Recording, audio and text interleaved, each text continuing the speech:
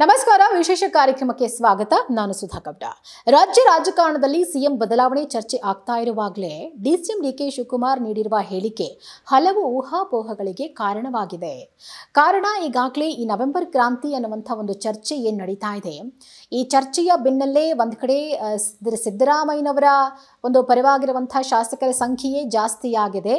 ಹಾಗಾಗಿ ಎಲ್ಲೋ ಒಂದು ಕಡೆ ಡಿಸಿಎಂ ಡಿಕೆ ಶಿವಕುಮಾರ್ ಅವರ ಪರವಾಗಿರುವಂಥ ಶಾಸಕರ ಸಂಖ್ಯೆ ಕಡಿಮೆಯಾಗಿದೆ. ಅದರ ಜೊತೆಗೆ ಸೋನಿಯಾ ಗಾಂಧಿಯವರನ್ನು ಕೂಡ ಈ ಸಂದರ್ಭದಲ್ಲಿ ಅವರು ನೆನಪಿಸ್ಕೊಂಡಿದ್ದಾರೆ. ಯಾಕಂತಂದ್ರೆ ಈ ಎಲ್ಲ ಬೆಳವಣಿಗೆಗಳಿಂದ ಸಿದ್ದರಾಮಯ್ಯನವರ ಕೈಯೇ ಮೇಲಾಗುತ್ತೆ ಎನ್ನುವಂಥದ್ದು ಒಂದಷ್ಟು ತಂತ್ರಗಾರಿಕೆಯಿಂದ ಡಿ ಕೆ ಶಿವಕುಮಾರ್ ಅವರಿಗೆ ಗೊತ್ತಾಗಿದೆ ಅಂಥೇಳಿ ಅನ್ನಿಸ್ತಾ ಇದೆ. ಹಾಗಾಗಿ ಡಿ ಕೆ ಶಿವಕುಮಾರ್ ಅವರು ನೀಡಿರುವಂಥ ಕೆಲವೊಂದು ಹೇಳಿಕೆಗಳು ಊಹಾಪೋಹಗಳಿಗೆ ಕಾರಣ ಆಗ್ತಾ ಇದೆ. ಏನಪ್ಪಾ ಅಂತಂದ್ರೆ ನೋಡಿ, ಸೋನಿಯಾ ಗಾಂಧಿಯವರು ಹಿಂದೆ ಪ್ರಧಾನಿ ಹುದ್ದೆಯನ್ನೇ ತ್ಯಾಗ ಮಾಡಿದ್ರು, ಏನೋ ನಾನ್ಯಾವ ಲೆಕ್ಕ ಅನ್ನುವಂಥ ಒಂದು ಹೇಳಿಕೆಯನ್ನ ಡಿ ಕೆ ಶಿವಕುಮಾರ್ ಅವರು ಕೊಟ್ಟಿದ್ದಾರೆ. ಇದು ರಾಜ್ಯಾದ್ಯಂತ ಸದ್ಯಕ್ಕೆ ಚರ್ಚೆ ಆಗ್ತಾ ಇರುವಂಥ ವಿಚಾರ. ನವೆಂಬರ್ನಲ್ಲಿ ಸಿಎಂ ಬದಲಾವಣೆ ಆಗಲಿದೆ ಎನ್ನುವಂಥ ಚರ್ಚೆಗಳ ನಡುವೆ ಡಿ ಕೆ ಶಿವಕುಮಾರ್ ತ್ಯಾಗದ ಮಾತು ಬಹಳ ಮಹತ್ವವನ್ನು ಪಡ್ಕೊಂಡಿದೆ. ಅಂದ್ರೆ ಎಲ್ಲೋ ಒಂದು ಕಡೆ ಡಿ ಕೆ ಶಿವಕುಮಾರ್ ಅವರಿಗೆ ತಾನು ಸಿಎಂ ಆಗಕ್ಕಾಗಲ್ಲ, ಸಿದ್ದರಾಮಯ್ಯನವರ ಪರವಾಗಿಯೇ ಶಾಸಕರಿದ್ದಾರೆ, ಅವರ ಪರವಾಗಿಯೇ ಹೈಕಮಾಂಡ್ ಇದೆ, ಆಮೇಲೆ ನಾನು ಸಿಎಂ ಆದರೆ ರಾಜಕೀಯವಾಗಿ ಮತ್ತು ಮುಂದಿನ ಚುನಾವಣೆಗಳ ಮೇಲೆ ಬಹಳಷ್ಟು ಪೆಟ್ಟು ಬೀಳುತ್ತೆ ಅನ್ನುವಂಥ ಎಲ್ಲ ಅಂಶಗಳು ಬಹುಶಃ ಡಿ ಕೆ ಶಿವಕುಮಾರ್ ಅವರಿಗೆ ಮನದಟ್ಟಾಗಿರೋ ಹಾಗೆ ಕಾಣಿಸ್ತಾ ಇದೆ. ಸೊ ಹಾಗಾಗಿ ಅವರೇ ಬಹಳ ಡೀಪ್ ಆಗಿ ಯೋಚನೆ ಮಾಡಿಕೊಂಡು ಕಣ್ಣೀರು ಹಾಕಿರುವಂಥ ಒಂದು ಘಟನೆ ಕೂಡ ಇರುವಂಥದ್ದು.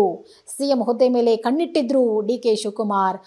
ಆದರೆ ಇಂದಿರಾ ಗಾಂಧಿಯವರ ಪುಣ್ಯಸ್ಮರಣೆ ಕಾರ್ಯಕ್ರಮದಲ್ಲಿ ಮಾತನಾಡಿದ್ದಂತಹ ಡಿ ಕೆ ಶಿವಕುಮಾರ್ ಅವರು ಸೋನಿಯಾ ಗಾಂಧಿಯವರಿಗೆ ಪ್ರಧಾನಿಯಾಗುವ ಅವಕಾಶ ಇತ್ತು, ಯುಪಿಎ ಒಕ್ಕೂಟದ ಬೆಂಬಲವೂ ಇತ್ತು, ಆದರೆ ಅವರು ಪ್ರಧಾನಿ ಹುದ್ದೆ ಮುಖ್ಯವಲ್ಲ ಅಂತ ಹೇಳಿದ್ರು.